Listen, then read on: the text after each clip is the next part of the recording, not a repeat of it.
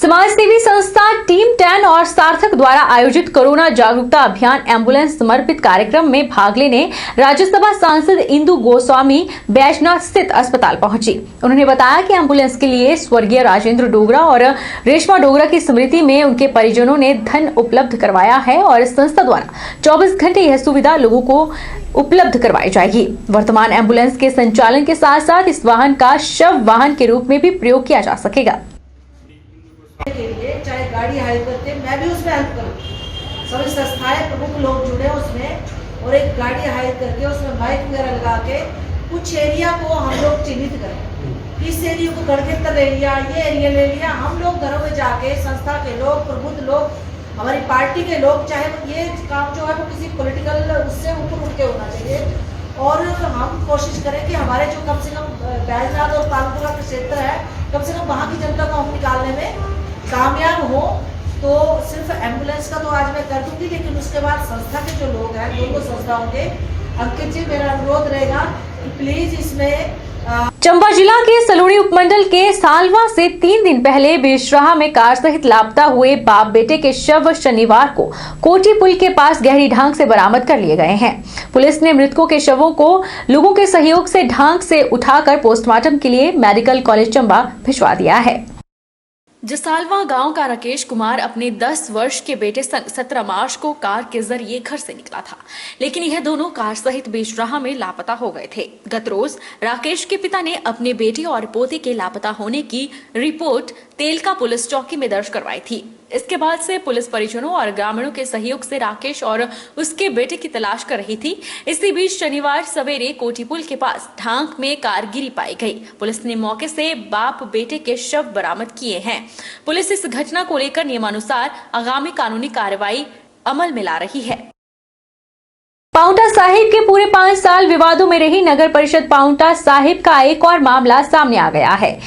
यह तहबाजारी के नाम पर फर्जी रेहड़ी फड़ी वालों से पैसे ऐंठ अपनी जेबें भरते रहे और नगर पालिका को पता तक नहीं चला। इस मामले में भी बड़ा झोल सामने आ गया है।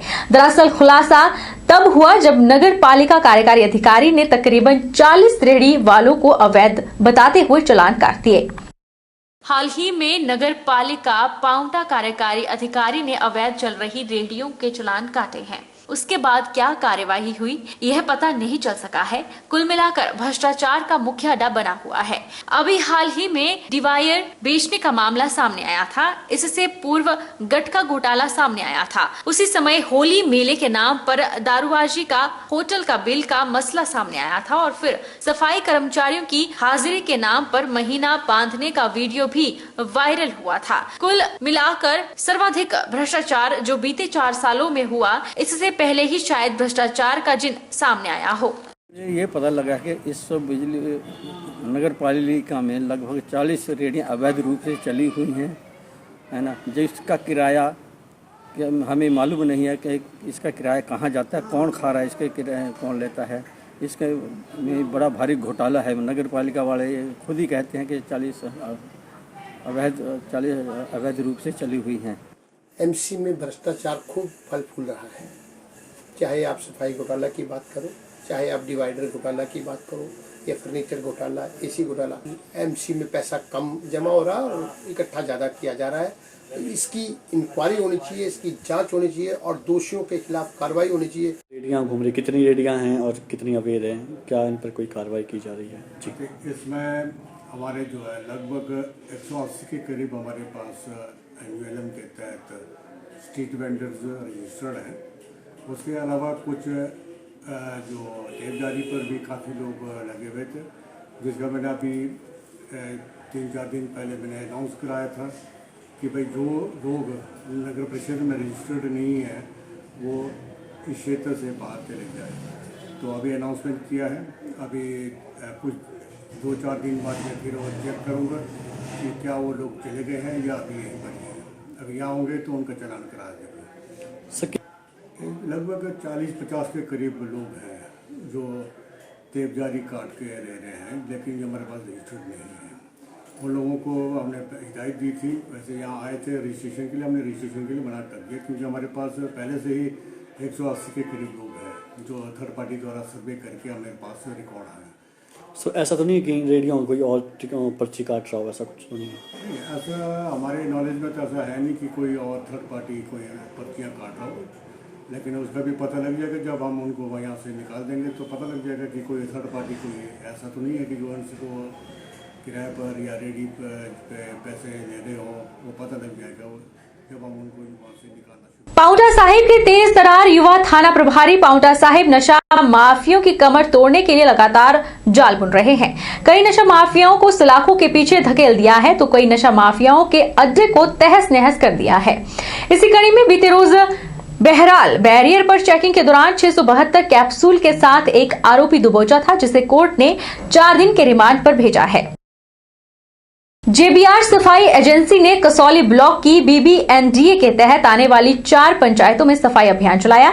इन पंचायतों में करीब 5 दर्जन कामगारों ने प्लास्टिक और अन्य गंदगी को हटाया। सूरजपुर पंचायत से सफाई अभियान की शुरुआत हुई। सफाई अभियान का शुभारंभ बीडीओ रवि बेंस ने किया। उन्होंने लोगों से कहा कि कोविड महामारी से बचने के लिए सफाई का होना भी जरूरी है। लोग मास्क और सोशल डिस्टेंस के साथ साथ अपने घर और उसके आसपास की सफाई का ध्यान रखें, गंदगी ना फैलाएं। सूरजपुर से शुरू हुआ सफाई अभियान मधाला पंचायत में गया, वहां से कालो झंडा होते हुए अंत में बरोटीवाला पंचायत में भी सफाई की गई।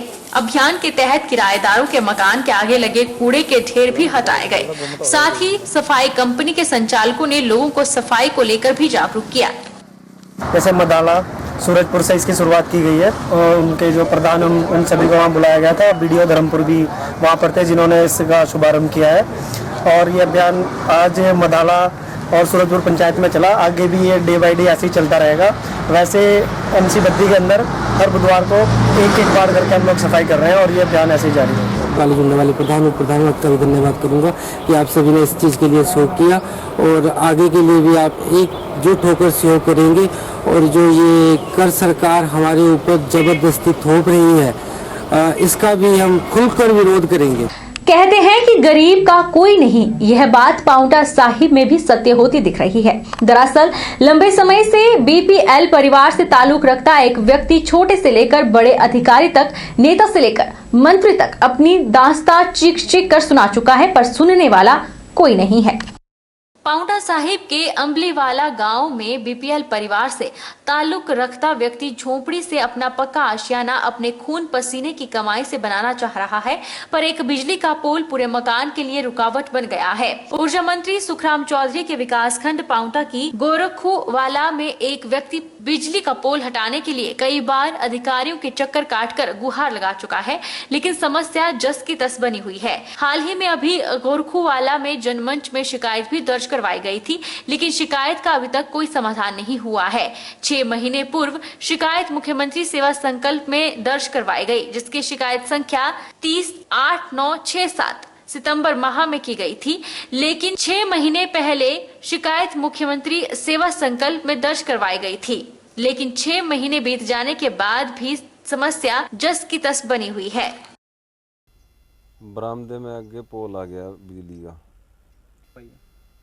इसकी शिकायत मैंने एसडीओ नो एप्लीकेशन दी। एप्लीकेशन बोलने के बाद भी ने कोई मेरी सुनाई नहीं की। जनमंच में भी मैंने क्या एप्लीकेशन दी, वहाँ भी मेरी कोई सुनाई नहीं है। जनमंच भी झूठा साबित हो रहा है। बीपीएल के थ्रू मेरा घर बन रहा है जी। समस्या सर ये है कि हमारा मकान इस पोल की वजह से रुका पड़ा है जी।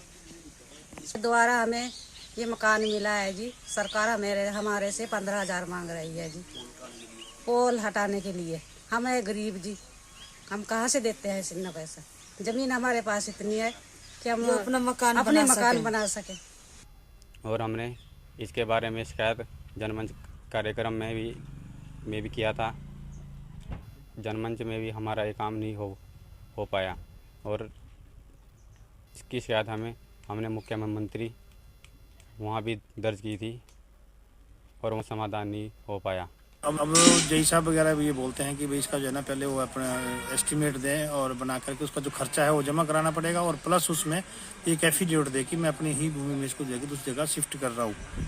अब इनके पास, गरीब आदमी के पास इतना पैसा कहाँ है। अब सरकार जब पैसा देगी तो तभी हो पाएगा, ऐसे नहीं हो पाएगा। नहीं तो अपनी जेब से पैसे दो या चाहे सरकार से दिलाओ। अब इनका पूरा काम रुका पड़ा है। मनरेगा के तहत तैनात खंड स्रोत ने शनिवार को गोहर विकासखंड के अंतर्गत पंचायत के मौके पर मौजूद लोगों को मनरेगा के तहत होने वाले विकास कार्यों, उनके अधिकारों सहित अन्य विस्तृत जानकारी प्रदान की गई।